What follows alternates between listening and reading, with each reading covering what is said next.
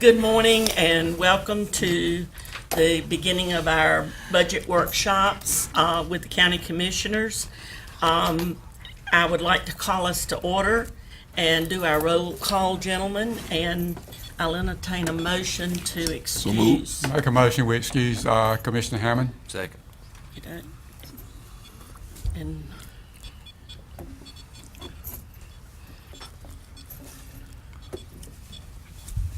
did we get in our votes? Yes, you did. For our roll call? Okay, thank you. We will now open with our invocation and pledge. Mr. Owens, the pledge and invocation. Mr. James. Oh, dear Heavenly gracious Father, we thank you for this opportunity that we have to come together. We ask the richest blessing upon each and every one, Father. We ask thee, oh Father, to give us knowledge and wisdom to make the right decisions for the people of Pitt County. We ask thee, oh Father, to be with us, and whatever we undertake to do will be pleasing unto thee.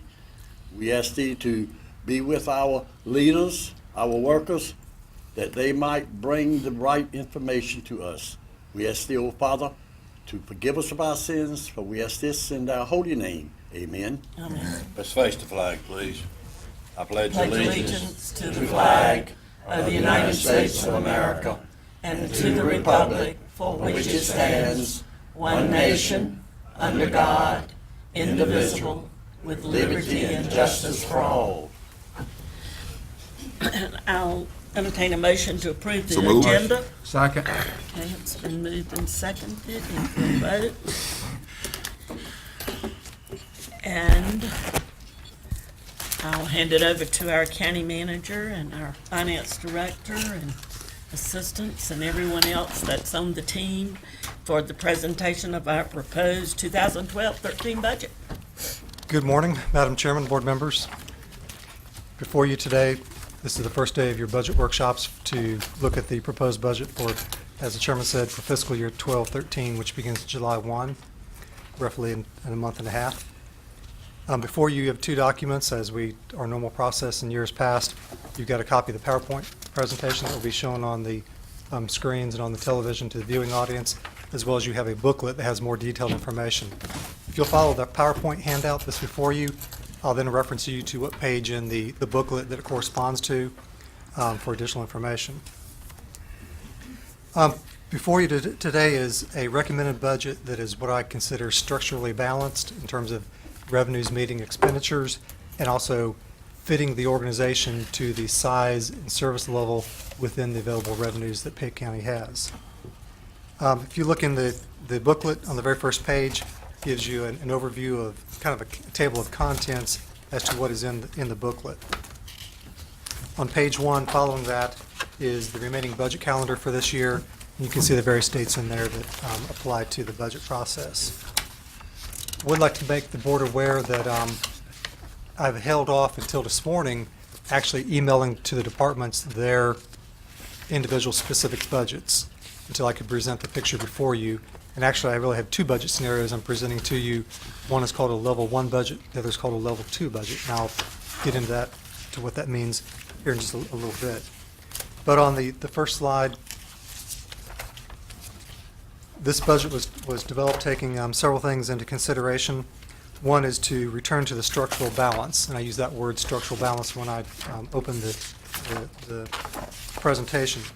This is meaning the expenditures should be covered by current revenues, thereby reducing the use of fund balance as a source for reoccurring costs. That is one of the major factors in the development of this budget, and that is driving down the use of appropriated fund balance. The impact of revaluation, January 1, 2012 revaluation, and its overall reduction in the value of the county's tax base is another consideration.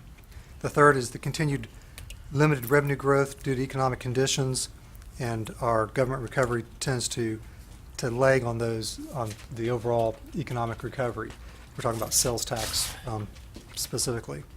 And then the last thing, the impact of the prior year collection rate, where we dropped from roughly 97 to about 96.5. Its effect on the ad valorem revenue estimation in terms of what we can plug into the budget for the New Year's estimation. Also, the budget development process, this budget includes further contraction of services and programs, both under the Level 1 presentation and under Level 2. Budget includes across-the-board expenditure reductions in both budget scenarios. Budget does not include any funding for staff compensation, for market adjustments, or otherwise known as COLA, or for merit pay that we normally include with our PEP system, which is our evaluation system, the Partners for Effective Performance. This budget, under both scenarios, reduces the overall headcount, full-time equivalent, FTE. This budget does not include any new or expanded services or programs, and this budget does not include any dollars for capital spending. In terms of priorities, on the next slide, this is your traditional list of priorities, and I'm just going to, the words underlined, I'll just review. Education being the first, community safety second, economic development third, health and welfare next, facility and space needs, infrastructure improvements, and then at the bottom, recreational activities. In terms of budget drivers, I've alluded to that this budget is based upon a need to reduce our reliance on appropriated fund balance. And you'll see in a few minutes here how we've driven down dramatically the use of appropriated fund balance so that come June 30th, at the end of the fiscal year, we're not spending fund balance.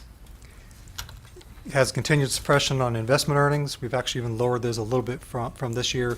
We've gone from a high of probably $1.8 million, which was close to 2 pennies on the tax rate, to this year I believe we have $200,000 in there for investment earnings for next year. We have the decrease in the value of the tax base, again, due to the impact of reval.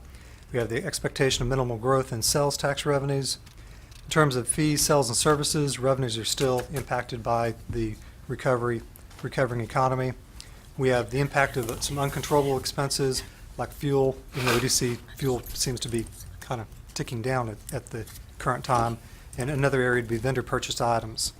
We continue to have a elevated demand for services, primarily in our human services, whether health, DSS.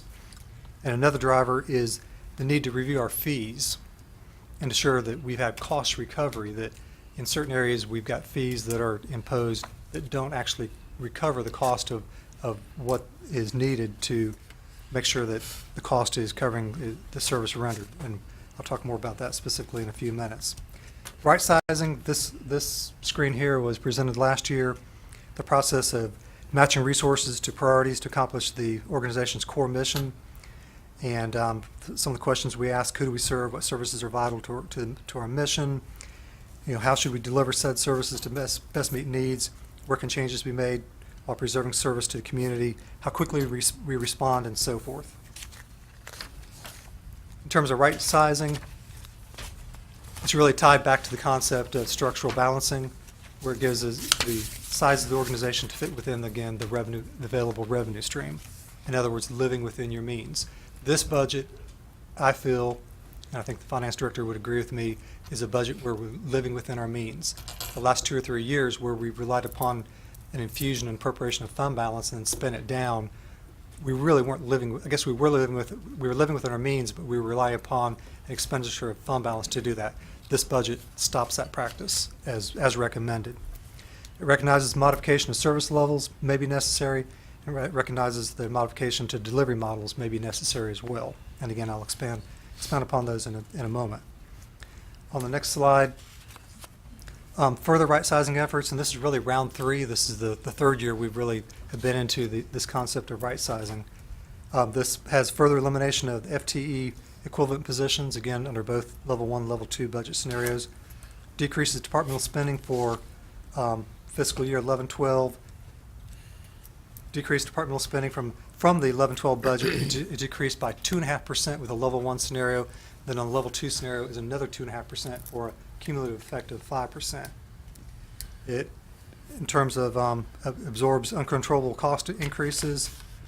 We've conducted a line item analysis in years past through the budgets, sat down with all the department heads one-on-one, some of them on multiple occasions, to review their budgets and to try to drive their expenditures down, and then conversely try to drive their revenues up where we could.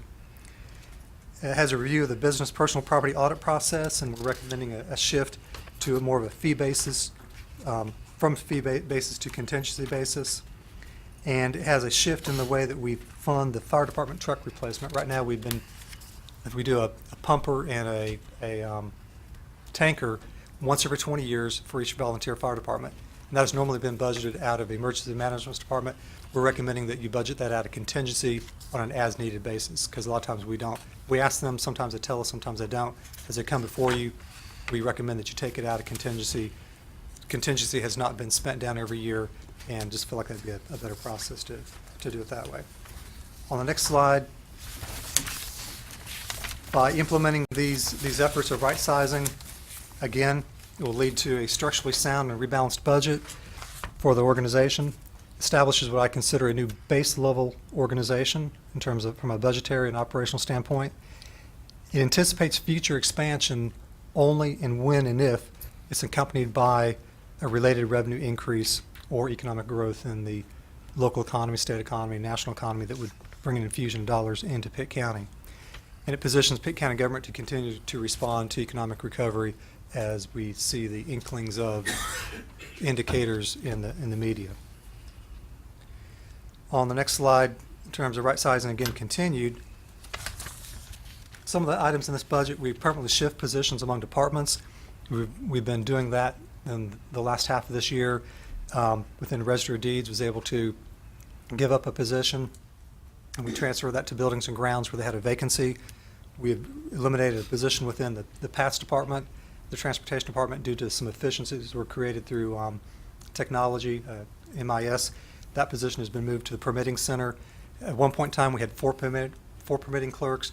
We're down to 2 now. One is taking early retirement. We were down to 1, so we've moved an employee from the Paths over to the Permitting Center to give them a net of 2. And we're looking at other opportunities to do that. The third bullet there is within the County Engineers Department for July 1 budget. His person is taking early retirement.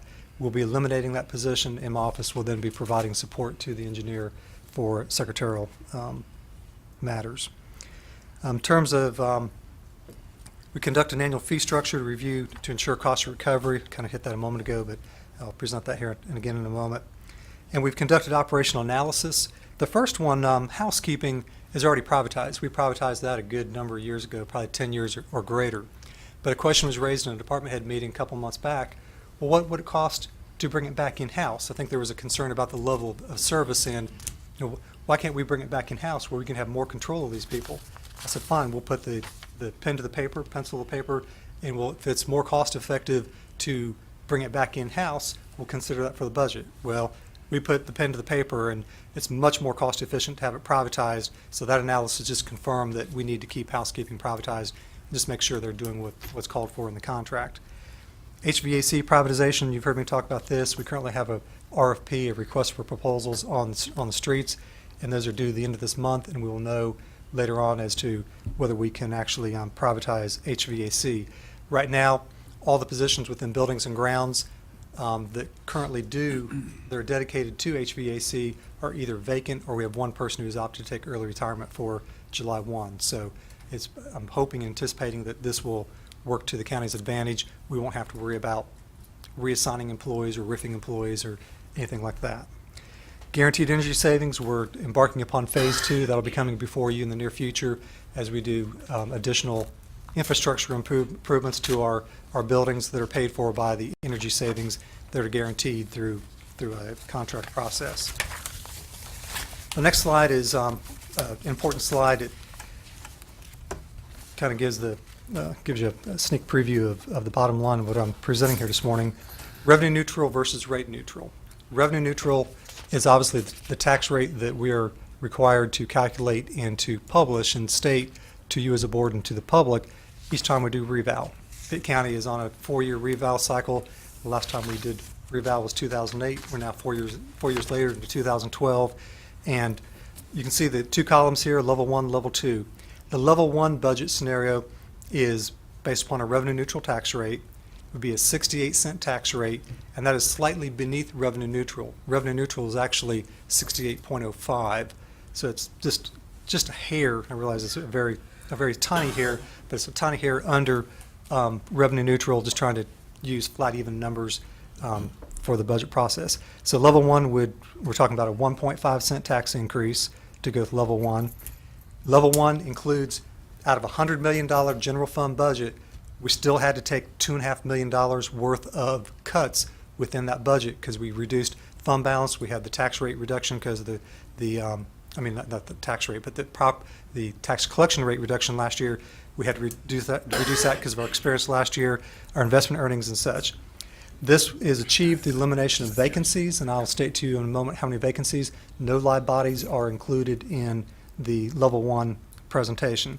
And again, I believe it creates what I consider a new base level organization that we can build upon as we go into the future. The level 2 is a rate neutral. It would hold the rate at 66.5-cent tax rate, so there'd be no change in the rate. It will require another $2.5 million in cuts for a total net cumulative number of $5 million in that general fund. It would require elimination of both the vacancies under level 1, which are not live bodies, but additional field positions, and I'll show you the details on those. So, bottom line there, additional cuts would be needed to further contract the organization. So again, each scenario is driven by 4 primary factors. On the next slide, reduce. Excuse me, I know we're letting you move on, Yeah. but I think when you said 1.5 cent, you said tax increase, and I think it's important that we say that's a rate increase. adjustment as it's stated in here. Correct. I mean, because tax increase, as soon as we hear that, boom. So I just wanted to make sure that we got that. Right. The rate adjustment is in response to the revaluation, which the Right. budget has had to be predicated upon. And Which would be revenue neutral. correct. Exactly. Thank you. Okay, thank you. Thanks for that clarification. So again, it's driven by 4 primary factors: the fund balance factor, the reduction in the prior year collection rate, the effects of reval on the overall tax base, and then our continued leg as the local economy responds to economic recovery. So on the next slide, level 1, revenue neutral. Again, this is based upon a 68-cent tax rate. The position control in terms of what happens to positions within the organization, we eliminate 29.6 vacant full-time equivalent positions. We eliminate 14.2 full-time equivalent employees. It's actually 15 employees, but some are less than full-time, of 31 positions through the ERIP. The ERIP, as you recall, is the program we rolled out, Early Retirement Incentive Program. We had 31 employees opt for this. When we came before you back on March 26th, I believe it was, we had estimated under Program 1 that 20 employees would take it, and Program 2, 10 employees. No, it was help me, Florida. 15 and 5. So we thought a total of 20 employees would take the program under our estimation. Well, we had 31 take it. And at the same time, we said we really felt like we would probably need to backfill 50% of those positions. So here you've got 14.2 of the 31 positions are being eliminated. We're going to backfill it's proposed to backfill the balance. So you have a total of 43.8 positions are being eliminated through this level 1 revenue neutral budget scenario. And over the last 3 years, this would be a total of 87.7 full-time positions, vacancies in ERIP included. Under Yes, exactly. on the next slide, under the level 2, with the rate neutral scenario, again keeping the rate at 66.5, the way this flows is, again, we eliminate the 29.6 vacant. You still eliminate the 14.2 under the ERIP, but it would take an additional 40 positions that are filled in order to bring another $2.5 million of savings within the organization. So we'd have a total elimination of 83.8 positions in next year's budget. Then the cumulative total over a 3-year period would be 127.7. And I'll get into detail of where those positions are, both in level 1 and level 2 in a few moments.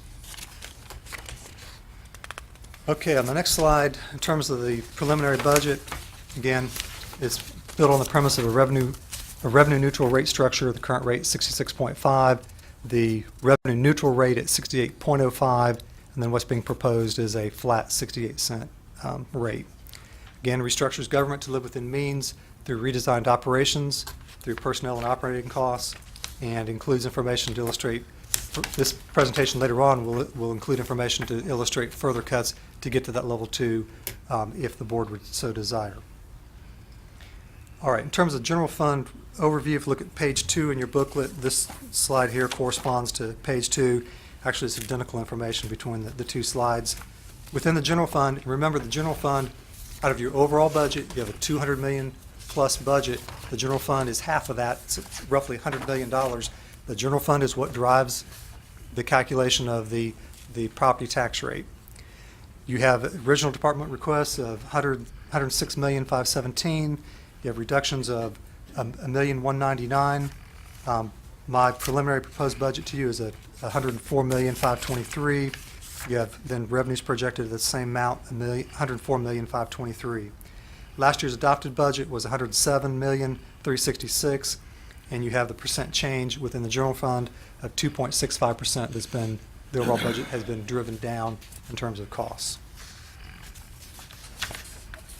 Okay, on the next slide, if we can transition into a revenue review, and this corresponds to pages 4 and 5 in your booklet.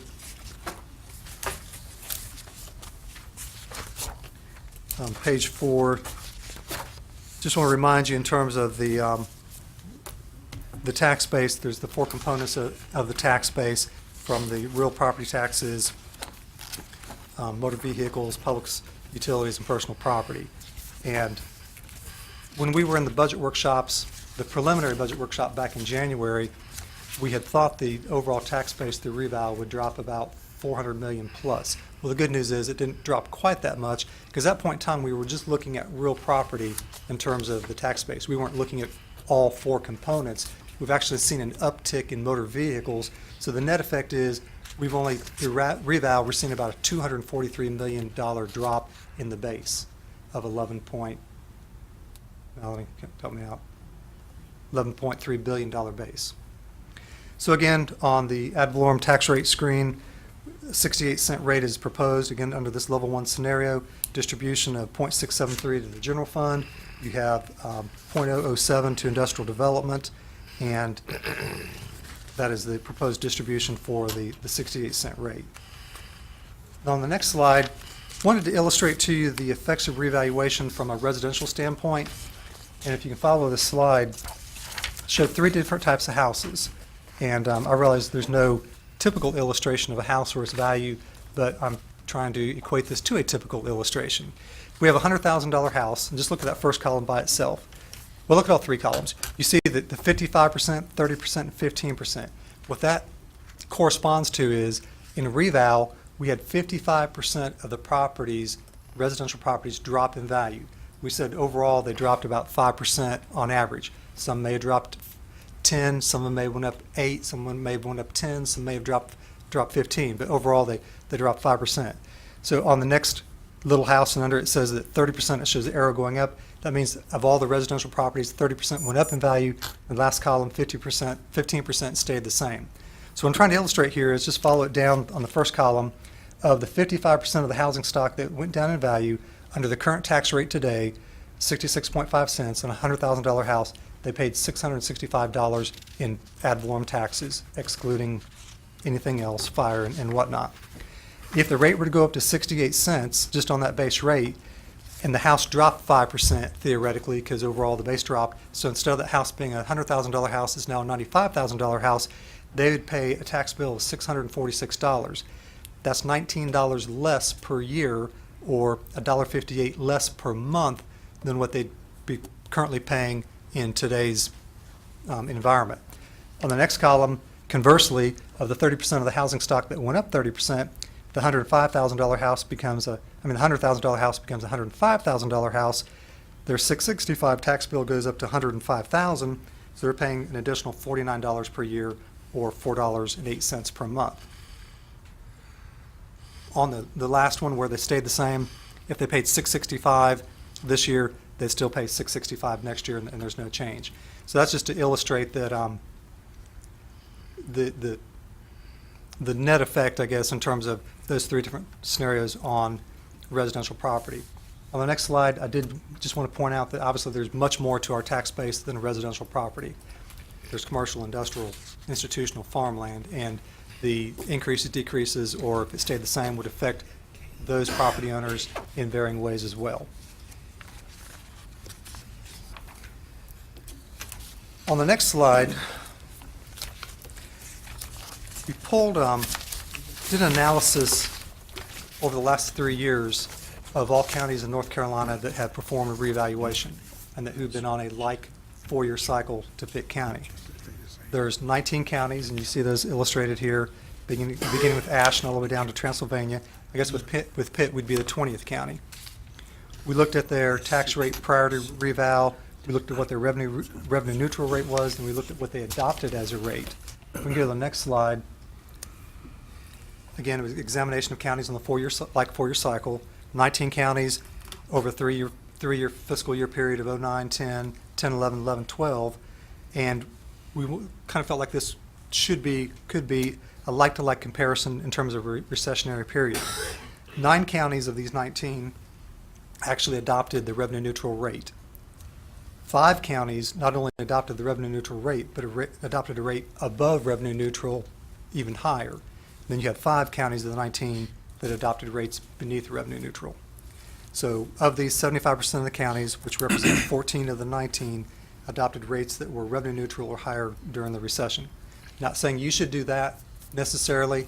I'm just presenting what other counties have done. Well, actually, I back up. I am recommending you do that. I guess I am driving a point here, so, yeah. Okay. To shift on the next screen to sales taxes, economic conditions have limited growth again in this revenue source. We're showing little growth in the budget estimate included due to the need to reduce our current year estimates for 11-12, and as part of the mid-year reductions which we went through back at the first of the year. Next slide, just want to hit ABC Board annual performance. The ABC Board has written me, and before I get into this slide here, just to let you know that we have budgeted $1.1 million in distribution of dollars from the ABC Board to county government. They have written me, and I believe Teresa Campbell, when she appeared before you, the meeting before last, indicated that they were budgeting, I think, $1 million in their budget. I've communicated to her that we are still counting on, I think you communicated as well when she was before you, that the county was counting on and needing a distribution of $1.1 million. This chart here shows the last 6 fiscal years, shows really it's the second column from the last addition to ABC working capital, that if you look on the very bottom, 2006, they added 533,000, then 488,000, 442,000, 274, 238. In 2011, June 30th, they had a small decrease. It actually would have been positive, but they had withheld $50,000 or 1.1. If they hadn't have done that, that number would be positive. Year to date, their distribution to working capital, while meeting your desired mandate of distribution of dollars of $275 a quarter, they distributed $275 the first quarter, the second quarter, and third quarter. Even by doing that the first 3 quarters, they've still, year to date, added $238,000 to their working capital. Also, as you recall, when they were here before you, their last quarter of operations, their overall activity was up $438,000 thereabouts, and we haven't even hit the fourth quarter. So that's where I'm at on that. On the next screen, to shift to fund balance, I start losing my voice here. Obviously, our fund balance is our savings account needed for cash flow needs and emergency purposes, whether it's a Hurricane Irene effect that comes through, Hurricane Floyd. Floyd was one extreme of probably $5 to $7 million that we had to front in terms of storm-related expenses. Hurricane Irene was probably more of $750,000, but the money's got to come from somewhere when you're responding to that event and then requesting the reimbursement from FEMA and on the federal level. Fund balance is needed because our revenues don't come in predictable 1/12 allotments. School system pretty much gets 1/12 allotments. Community college gets 1/12 allotments. We send out tax bills in July. Some folks pay in August for an early discount, and we get a spike. Maybe 50% of our taxes come in, and then it trails off until January when taxes are due again, and we get the majority again in January. Well, we still have debt service that's due throughout the year. We have payroll to meet throughout the year in 1/12 increments. So that's one reason we rely back upon fund balance as needed to spend it and then replenish it when those revenues come in. Fund balance, if it is going to be appropriated, is better for one-time costs. a capital cost, but not for anything that's reoccurring. And that fourth bullet, as we had said in the meeting before the last, we went before the rating agencies in New York as we was doing the refunding of the 2004, I think 2006 COP series. We received a lot of questions on the county's use of fund balance over the last 3 years because it's gone from the 16 to 14 to 12% level. And last bullet there, we did receive a negative outlook from Fitch, one of the 3 rating agencies, and they've actually said that instead of us coming to them just when we want to borrow money and they'll review us, they've put us on the watch list and said, we will now review you every year, and we're gonna look at your financials, we're gonna look at your audit report, and we're gonna be looking at your fund balance. If we see a further degradation of your fund balance, we could possibly lose our AA rating. So that's an important factor to consider with fund balance. In terms of the next slide, fund balance, it's calculated by 5 different funds, and you see those listed there. I'm not going to go into all of the details of that slide. I think I've hit most of those already in my comments. Next slide. This is the traditional fund balance slide where we show we've calculated fund balance and actually where it's landed each of the last 3 fiscal years. You see in the last column, we're projecting fund balance at 12.02%, and that's slightly under the 12.07% where we landed on June 30th, 2011. Okay, shifting to the next slide. I thought it was important to do a fee analysis in this year's budget. We actually do this every year, but with revenues really being constrained, I thought it was probably more important or just as important to do it again this year. Basically, fees should pay for the actual cost of the service is the premise of what I'm going to be getting into. It's a cost recovery type model. Just like the solid waste and recycling is an enterprise fund, we make that fund, we make that operation that John Demery operates, live on the revenues must meet the expenditures. There's no general fund infusion. It's the household fee and other fees, the tipping fees and so forth, generate the revenue for that operation to pay for itself. We've done a fee comparison with Pitt County and found out that some of our fees are not in line. They're out of line with comparable and close proximity counties. And there's some services that should operate as an enterprise fund, such as inspections, permitting center, animal control. And what I'm going to be illustrating here is some recommendations for that. The whole idea here is to function with a business mindset and to try to operate county government as a business.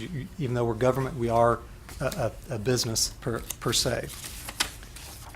So on the next slide, if you look at page 9 in your booklet, this slide corresponds to that one. Again, they're identical.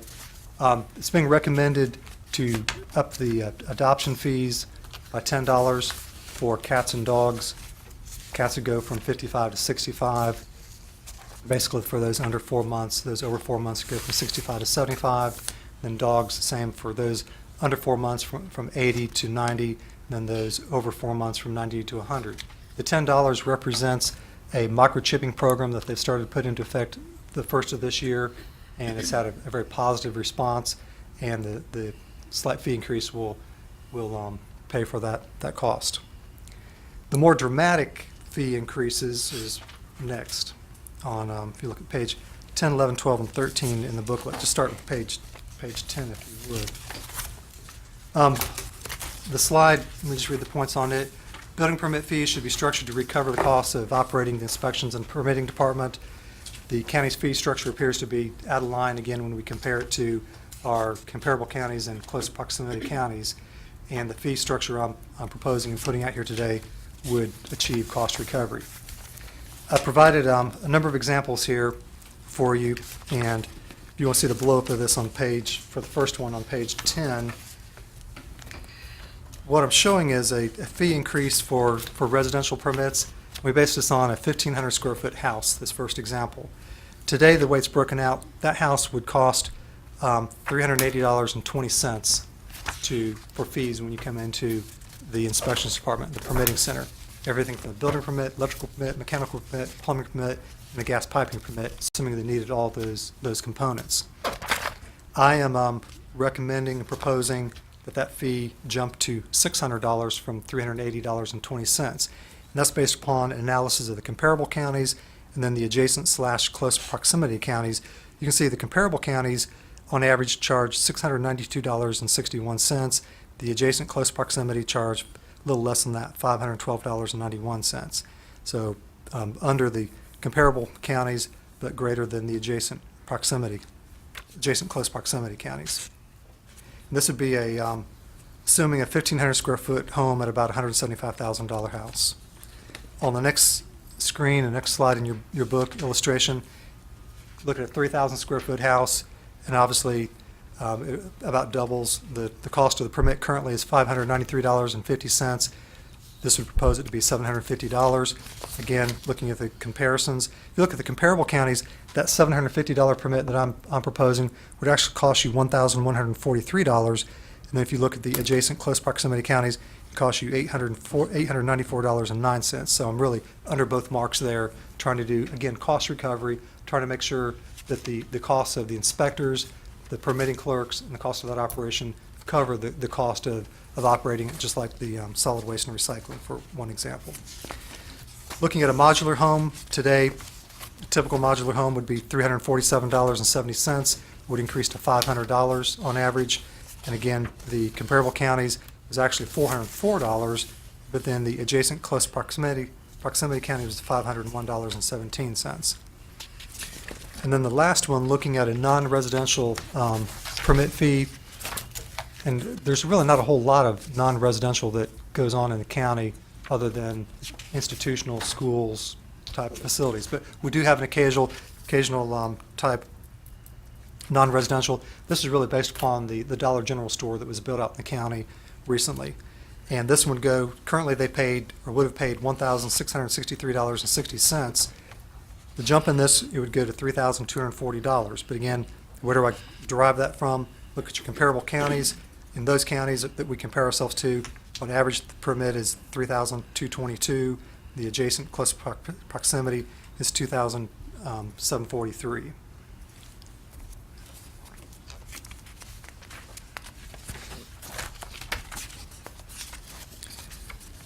All right, in terms of cost recovery within the solid waste operation, I'm recommending that the county consider a minimal nominal fee for mulch at the landfill. And right now we charge nothing for mulch. We don't recover any of our staff time to go out there and load it and to take a backhoe or whatever it is and scoop a bucket up and put it in a vehicle. We're charging a nominal fee, proposing a nominal fee of $5 per bucket. That's about 3 yards. And this will help offset the equipment and staff time to do that. On the next slide, on page 15, right now this is a debris fee that is to be determined. Hold on. Okay.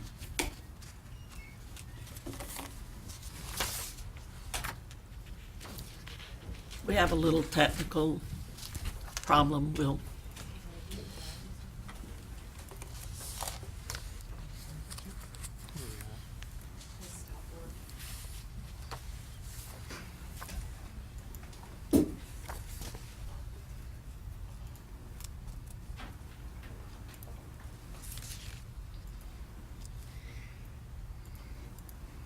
Getting ahead of myself here.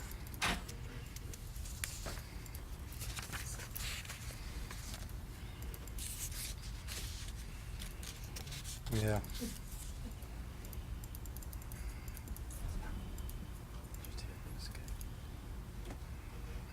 No, it's-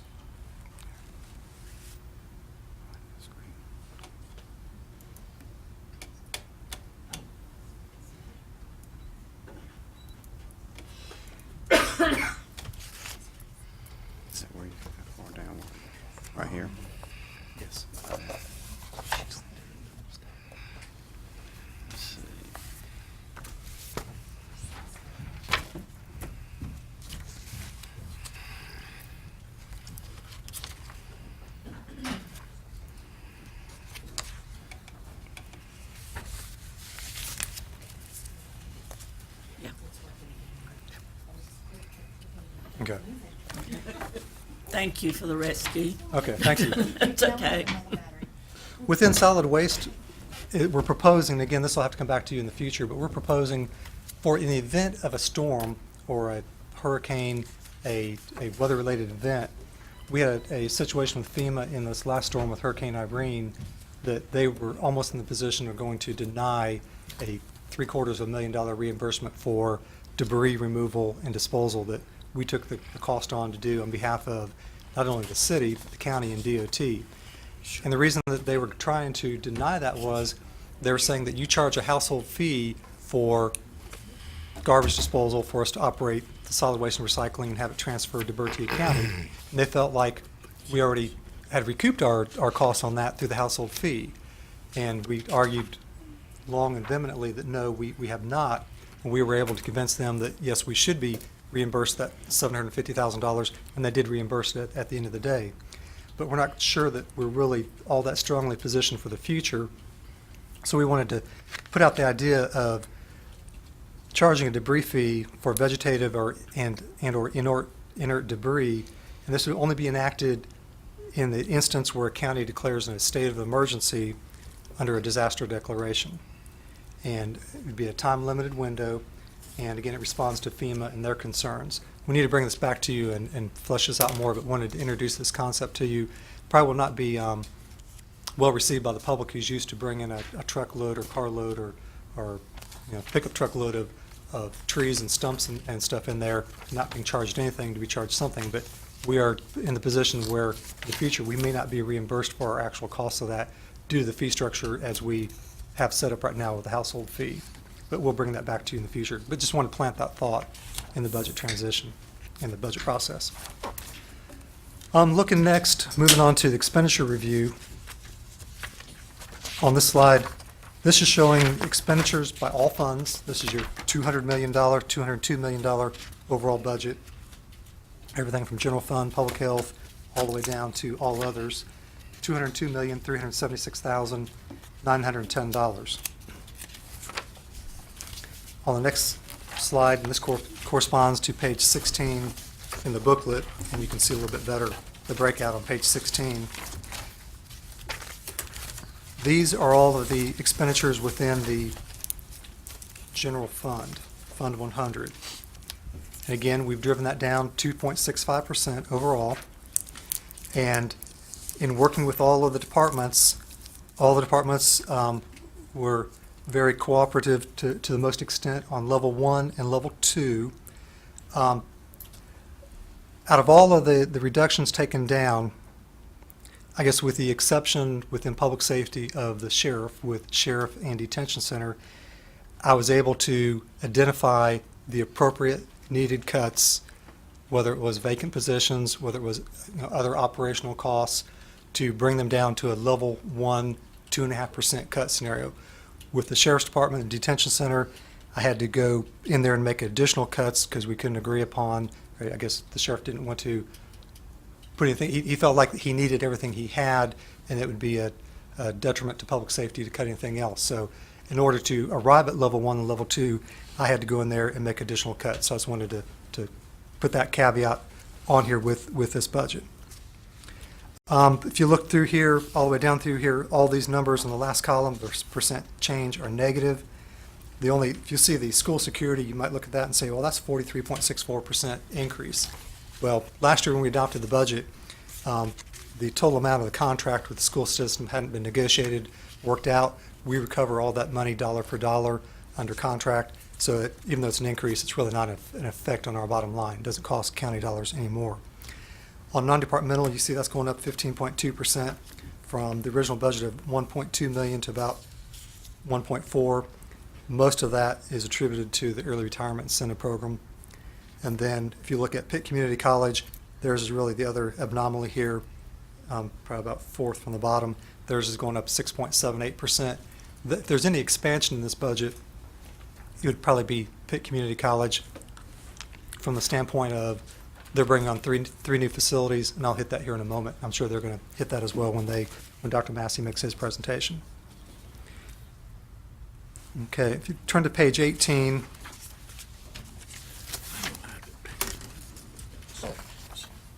actually 17, I'm sorry, page 17 gives you all other funds within the budget. Again, brings you back to the total of the $202 million budget. Overall, within all funds of the $202 million budget, we drove down costs 2.64%. Within that general fund, that $100 million budget, we drove costs down 2.65%. Very, very close, almost the same number. Okay. Page 18 just gives you an illustration as to, this chart is really the working chart that, as Melanie and I were meeting with departments, how we figured our targets in terms of what levels we were trying to come down to on expenditures. On page 18, that first column is the current year's budget as adopted. Next column is current year's budget as adopted and then amended. And then also, we took out that 27th payroll that is not needed in the next year's budget. So we netted that out as a starting point. And then from that, the third column then takes 2.5% from the second column, if you follow what I'm saying. Third column then takes the 5% and gives you those benchmarks. Then that next to last column is my recommended budget before you, which is based upon level 1 funding. And then the last column shows the over and under by different departments. All right, moving on to education funding for Pitt County Schools and Pitt Community College. This, if you'll refer to page 19, 20, and 21 in your binder, for Pitt County Schools, for the current fiscal year, according to the Association of County Commissioners database, Pitt County Schools is in the 41st position out of 100 counties in terms of per pupil funding.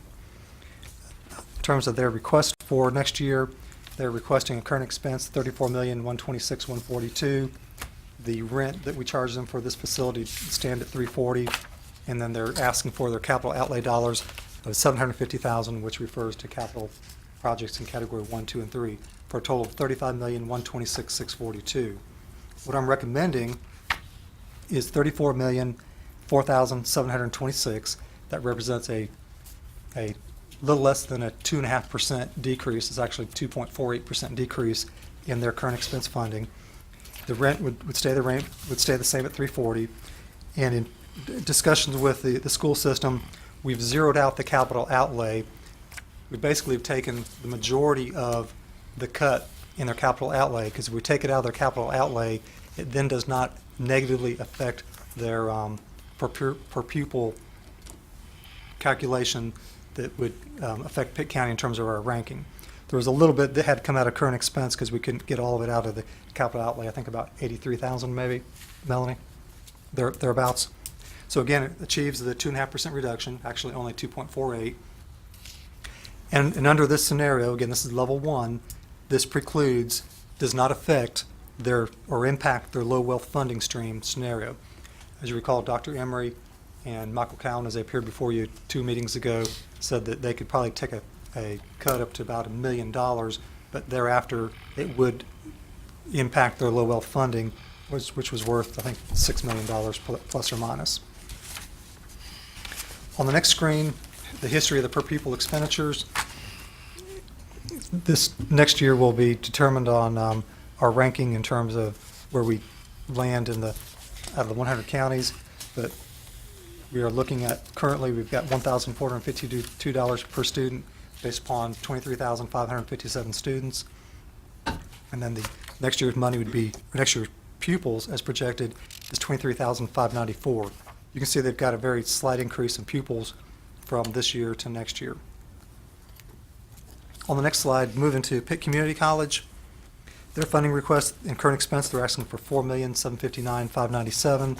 The capital outlay, similar to the school system, $75,000 for a total of $4,834,597. And their funding request also includes the operational expenses to open 3 new facilities, that being the Facility Services Building, the Russell Academic Building, and the Construction Industrial Technology Building. In terms of this, the actual debt service in all 3 of these projects is paid for with the quarter-cent sales tax voted in by the voters of Pitt County back in 2008. If you'll recall, back then, as we have tried to remind the public since then, we've said the operational costs for facilities, whether Pitt County Schools or Pitt Community College, the heating and cooling, the janitorial, the insurance, all those operational costs, basically just to open the doors of the facility would have to come out of the general fund and be funded not by quarter-cent sales tax dollars, but by general fund dollars. So basically, the way this funding request was handled, we cut them 2.5% based upon their current fiscal year 11-12 budget, then added back the amount of money that they're requesting to open the doors of these three facilities. So on the next slide, if you'll look, the recommendation for current expenses, $4,658,772. We also cut their capital outlay from $75,000 to $73,125. So the recommendation is $4,723,997. This provides $410,616, which is the recommendation for costs related to opening the three buildings. If there's any expansion in this budget, that would be the expansion, but it's expansion, we really don't have a choice. I guess there is a choice, but I don't think not opening the facilities is a choice. Matter of fact, I think facilities are open and operational, two of the three. Okay, thank you. Actually, I guess we voted this in 2007. Even with all the facilities they built, they still remain the most crowded community college in North Carolina, still ranked 58 out of 58 in terms of students per square feet. To shift next to funding to outside agencies, this will correspond to page 22 in your booklet. Outside agencies were taken down by 2.5% as well, whether Council on Aging, whether libraries, whether arts, and so forth. For the libraries, they were asking for some additional capital on top of the normal dollars we give them, between the 1/3 split and 2/3 split with the City of Greenville. Took out all capital dollars. I think there was for an elevator and a bookmobile in there. That's based on the premise that they've got over $1 million in fund balance. I guess it's my position that they should rely upon their fund balance to fund some of their capital rather than to come to the county to make that request, especially in these lean economic times. The next bullet addresses GPAT. GPAT is Channel 23. Currently, Pitt County government has been appropriating $16,000 a year to GPAT. GPAT is what is called a PEG channel, a public educational governmental channel. There's 4 of these channels in Pitt County. Channel 13, which is Pitt County government. Channel 9, which is the City of Greenville. Channel 23, which is GPAT. And GPAT is like a community access channel that a number of different groups and basically anybody can put content and material on there. And the 4th PEG channel is Channel 99, which is ECU. The city and the county receive PEG channel dollars for these channels. We receive about $64,000. The county takes half that money and operates Channel 13. The county takes the other half of our allocation and we give it to Channel 99, which is ECU. We certify ECU, and then by default we certify ourselves. The City of Greenville takes their dollars, $64,000 roughly, keeps half of it for their own channel operation, and then they take the other half and they give it to GPAT. So everybody's being treated like to like so far. We've had a practice as county government that we've went above and beyond that for a good number of years, and we've given GPAT Channel 23 $16,000 on top of their PEG channel allocations. And right now, with all the positions that are being cut, and with the possibility if there's an inkling going towards level 2 cuts with live bodies, it made sense to continue to give Channel 23 and 99 their allocation of PEG channel funding, but to cut the $16,000 to Channel 23. Okay, moving on. I'd like to transition into the EMS fund in terms of considerations. If you flip to page 23 in the book, the EMS Oversight Committee in their March meeting has made a recommendation regarding the EMS budget, and they're recommending a rate of 4.6 cents, which would be the revenue neutral rate above 4.4 cents. There's no anticipated fee changes. The maximum funding per squad is consistent with current year at $412,000 per squad. Continued the implementation of the capital replacement plan, which has been very positive for the system and the citizens of Pitt County to have a rolling stock that is up to date, and they're not just replacing trucks, they're remounting trucks. At some point you do have to replace a truck, but it's a very cost-efficient way and cost-effective way of operating the capital replacement plan. Also counts for the defibs to be replaced as well. On the next screen is basically an illustration. This corresponds to page 24 in the book, from the requests of the squads to how it was pared down. The total request of the total operation of the EMS fund came in at $5,379,809. Recommendation is coming in at $5,183,743, which then backs it back into a revenue neutral rate of 4.6 cents. The following page in the booklet on page 25 is a calculation of how we derive the revenue neutral rate. This is a document the school government gives out for counties to use. That's rather complicated. I can go into this if you would like, but the bottom line is it just illustrates from the current rate of 4.4 to 4.6 would be revenue neutral. Moving to the fire fund, this corresponds to page 26 in your booklet, and also we have it on the slide. Kind of hard to read on the monitor, I realize, but in your booklet, as the board is fully aware, we've moved from fire districts to fire service districts as of this calendar year, earlier this calendar year. Of the 20 volunteer fire departments, you have 13 that are requesting a rate that is an increase that is revenue neutral or over, and you have 2 that are actually a new rate for Belvoir and Bethel, and you have 5 that stayed the same. Shifting to the human resources and benefits, look at county government, get into some of the details of the early retirement incentive program. Again, we presented this to you, it said March 26th, I guess it's March 12th, to you, the ERIP process. We held a good number of educational sessions for the employees, had a very good turnout at all the sessions. We had 31 employees who chose to participate. Again, that was greater than the 20 that we had originally anticipated that might take us up. Again, 14.2 full-time equivalent positions that represents 15 employees will be eliminated and are not included in the level 1 budget. And however, the balance of those positions I am recommending to be backfilled. And this is built on a premise that on average that the new hires will come in at a little lesser cost, lower starting salaries, and a more limited benefits package, because we don't offer all the benefits that a lot of these employees who are retiring that they were offered and received when they first came here than we do today, i.e. longevity, the amount of time it takes to vest on retiree health insurance and such. If you'll see on the next screen, give the specifics of, on page 46, I think that's right, yes, 46. Actually, who is taking the ERIP in terms of positions? We're not putting out names, but positions. You can see that the 14.2 positions, all the different departments, finance, permitting, engineering, public health, social services, sheriff's department, the sheriff buildings and grounds portion, the buildings and grounds itself, and the detention center. And so those are all the ERIP positions that are being deleted. Now, in terms of the headcount positions, we've got, if you turn back to page 45, these pages are kind of flipped in reverse. Page 45 illustrates all the positions and their associated departments of the 29.6 that are being eliminated. They're not filled positions. These are vacant positions. But again, these are additional positions. And with this level 1 scenario, we're talking almost 74 positions over the last 3 years. All right, moving to the next slide.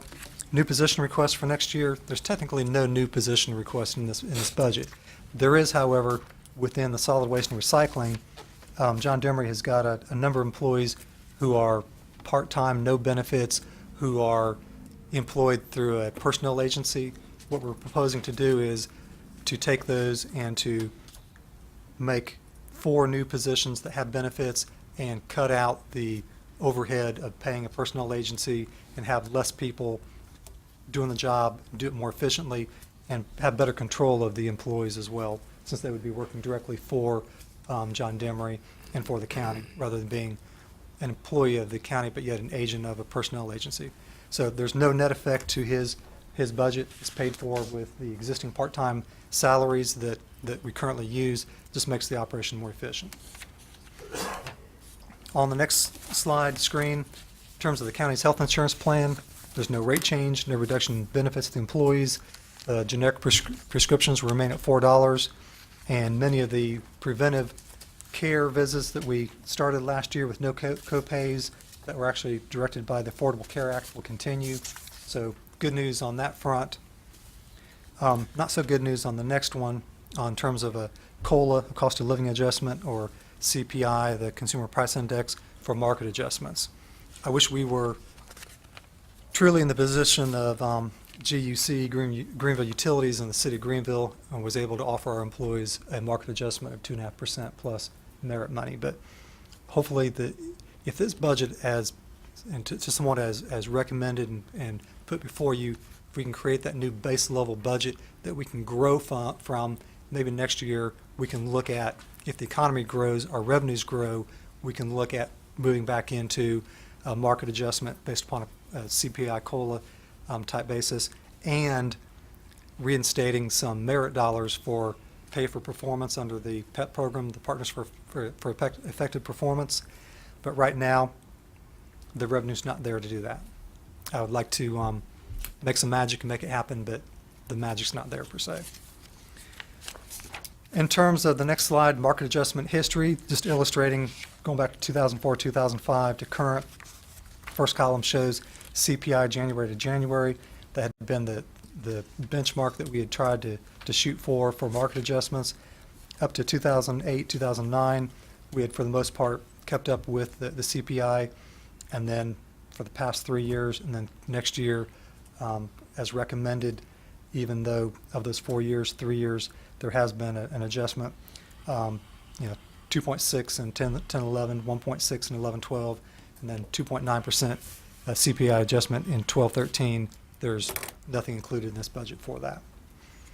On the next slide, just wanted to draw out some factors that we deal with on a daily basis to try to keep a motivated, engaged workforce, but it is hard. I do stress that we all need to be thankful that we have jobs, we have a good benefits package, we serve the public, and there's more to be thankful for than to, I guess, look doom and gloom on, but it still affects morale.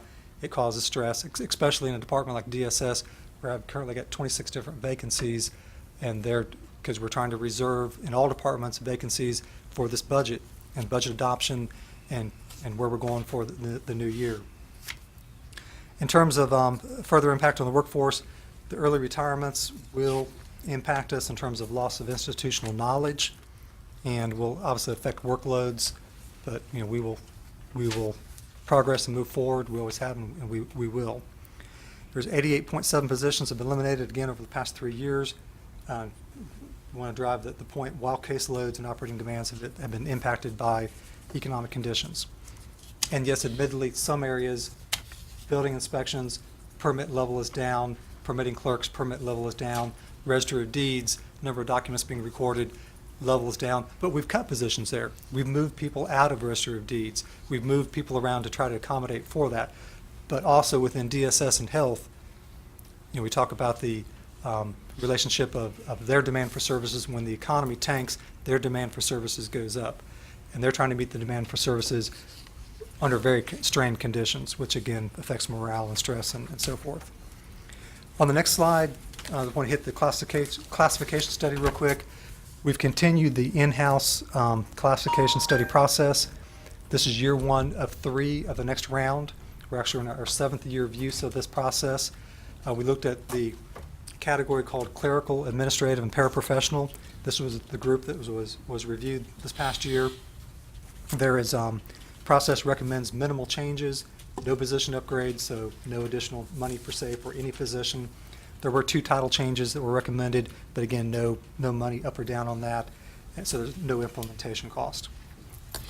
And as I move towards the end here, we're moving towards the back part of this presentation, dealing with the CIP, Pitt County's Capital Improvement Plan.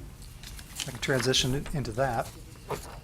All right, our PIO can come out and help us with our PowerPoint again. Just back it up again.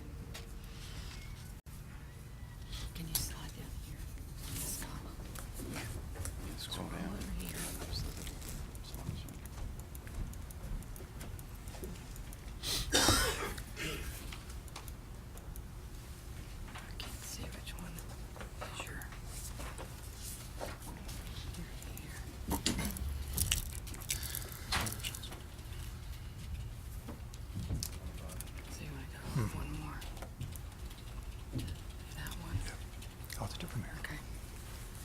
Can you give me full screen? All right, for the CIP, for development considerations for next year, fiscal year 12-13 has no major projects in it. Okay.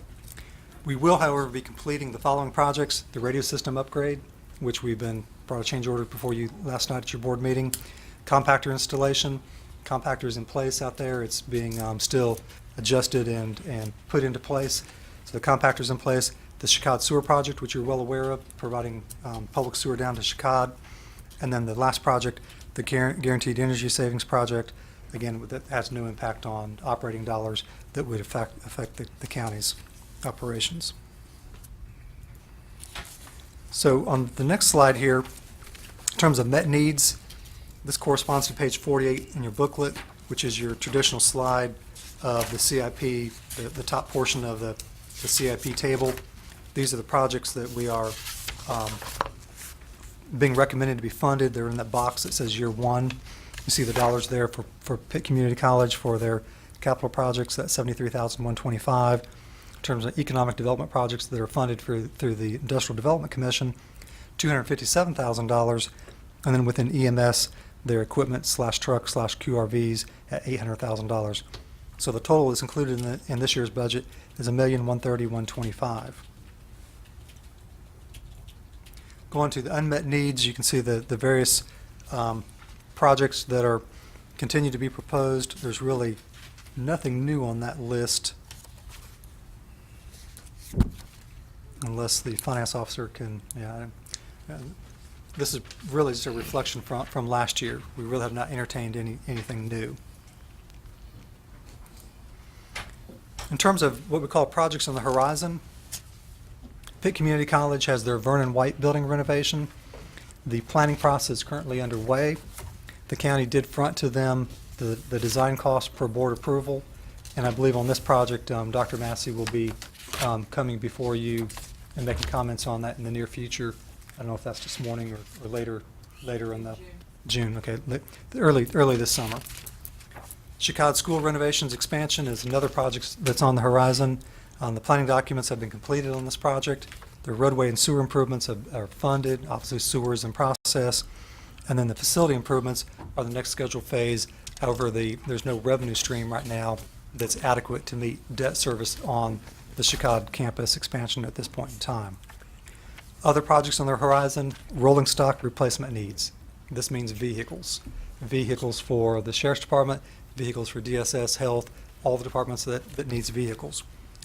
We have got a list, and I'll show you later, representing about $800,000 in costs. I think it was like 39 vehicles. So the last bullet here talks about the quarter-cent sales tax, and this really corresponds back to the first two projects, that we have very limited capacity within the quarter-cent sales tax to fund new projects without further economic recovery.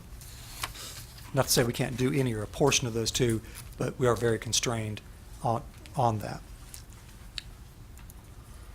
Okay, in terms of a look forward, and this is a look forward, but let's look forward to the budget that's being discussed, July 1, which is 12-13. Again, the budget, as in my estimation, is structurally balanced.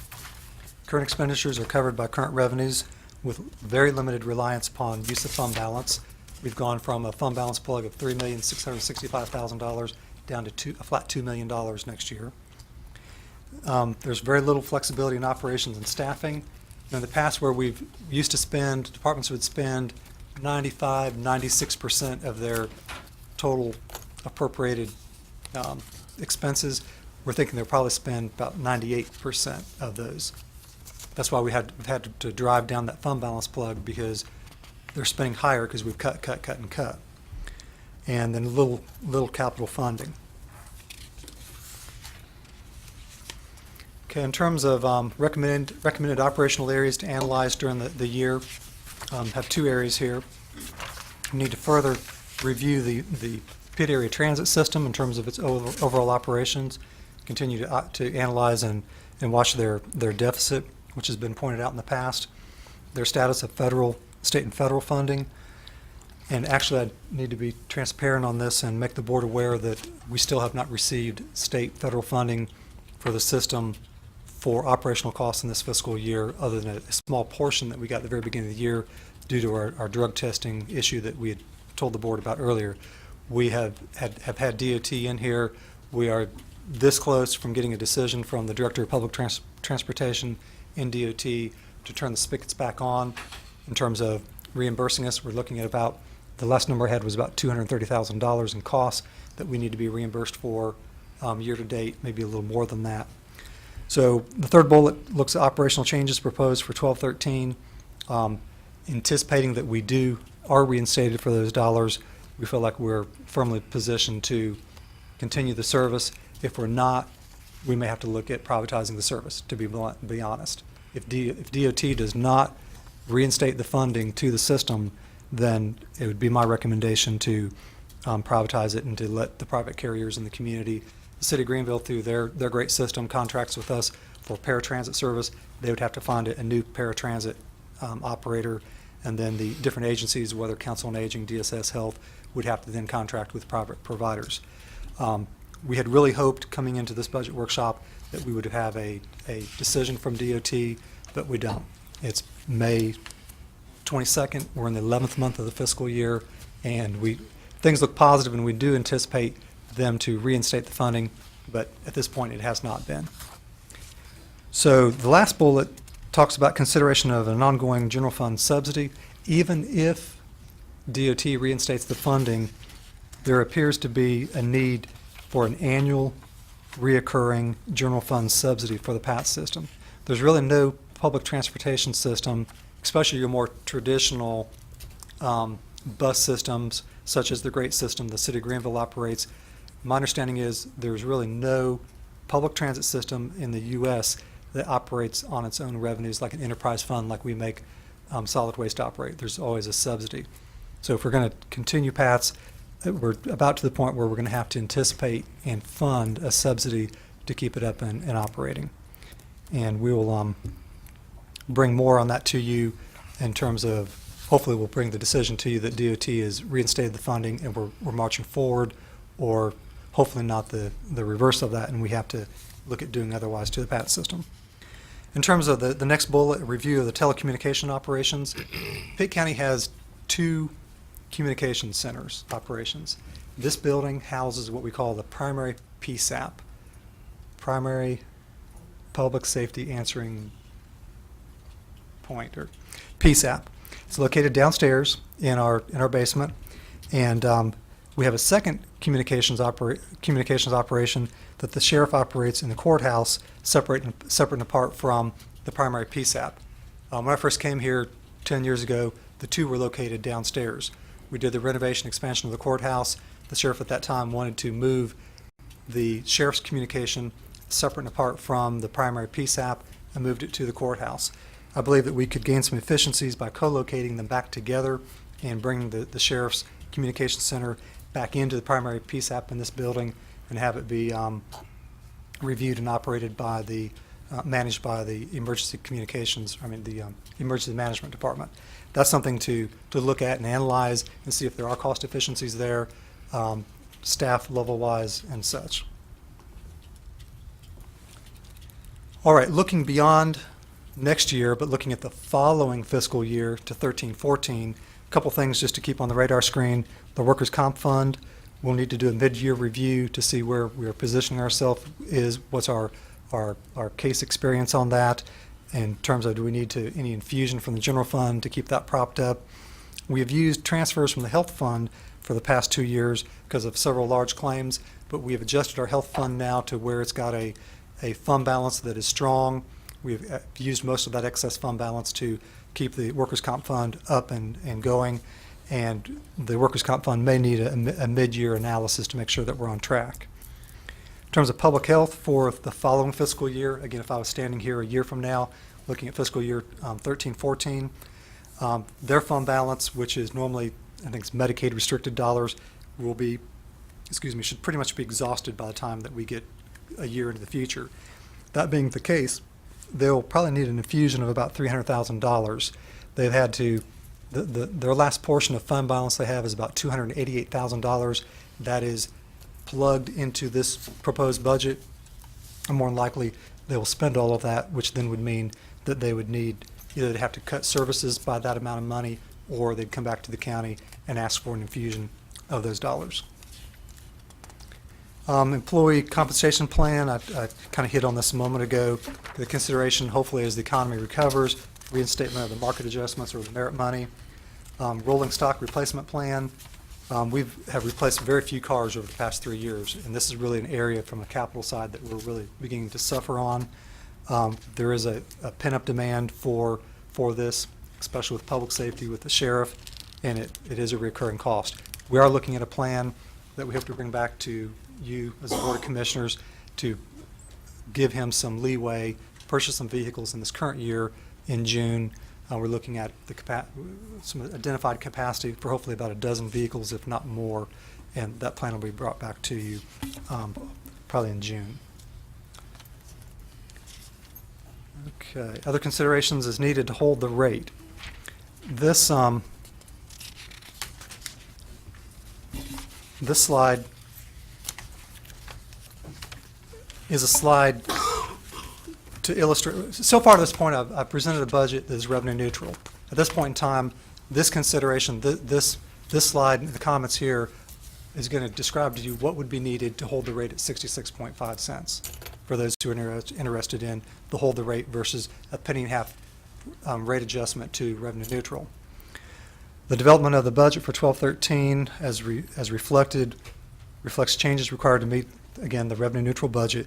However, there are additional cuts that we've identified that would be necessary to reach that 66.5 cent. It'll require additional contraction of staffing, operations, and services. And I want to present those to you. The level 1 took a 2.5% cut. As I've already stated, level 2 will take another 2.5% cut, which is the equivalent of roughly $2.5 million. And if you're going to do this across the board, this would be needed both to internal departments and external departments or agencies. You know, whether it's the, you're looking externally, you're talking about council on aging, you're talking about libraries, you're talking possibly further cuts to Pitt County schools. Internally, you're talking about all your traditional departments of county government. The next level of position eliminations cannot be done without the layoff of live bodies. Let me repeat that so I'm not choking on my words. The next level of position eliminations could not be done without the layoff of live bodies. This would entail a RIF. And I've identified it would take approximately 40 positions across all departments of county government, as well as those external agency cuts as well. And within the functional area of county government, we're talking about 11 positions within general government, 15 within human services, 14 within public safety. And for the most part, all the departments are aware of level 2 cuts where they would be taken from. Again, I think the only exception would be probably the sheriff with the sheriff's office and then the detention center. I'm not sure if we ever got to level 2 discussions. We had a challenge just trying to get to level 1. Level 2 cuts, service levels would have to be cut. Same-day results would not be possible. Clinic hours would have to be reduced. And in one case, in talking to Dr. Morrow, in order for him to achieve level 2 cuts, he's talking about even the elimination of one specific clinic within his overall operation that would result in a number of RIFs. We'd have to have a further redesign of current operations would be mandatory. Some programs might need to be eliminated, such as services that are not mission critical or core to what we do should be considered for elimination, and those things that are mandated would have to take priority. And under the level 2 cuts, depending upon how much you would hold the schools harmless or not, the low wealth funding could be affected if you went over that $1 million threshold that Dr. Emery and Mr. Cowan identified a couple meetings back. So, coming to the end here, in conclusion, for my recommendation on this budget, based upon the need to achieve that structurally balanced budget and to continue to right-size the organization, it's my recommendation that the board consider the implementation of a revenue-neutral budget along with the associated fee increases that I've presented this morning. Tax rate would be 68 cents. compared to the current rate of 66.5. That's the equivalent of a rate adjustment of 1.5 cents. It minimizes reductions to service levels and delivery methods as much as possible. It does not, level 1 does not, does eliminate a good number of positions, further eliminate a number of positions, but it does not go into live bodies, people who are occupying positions compared to level 2. And my recommendation, I feel, continues to fund the county's priorities. And with that, I will Okay. rest. I want to thank you for your presentation today and the leadership team for the work they've done up to this point on the budget.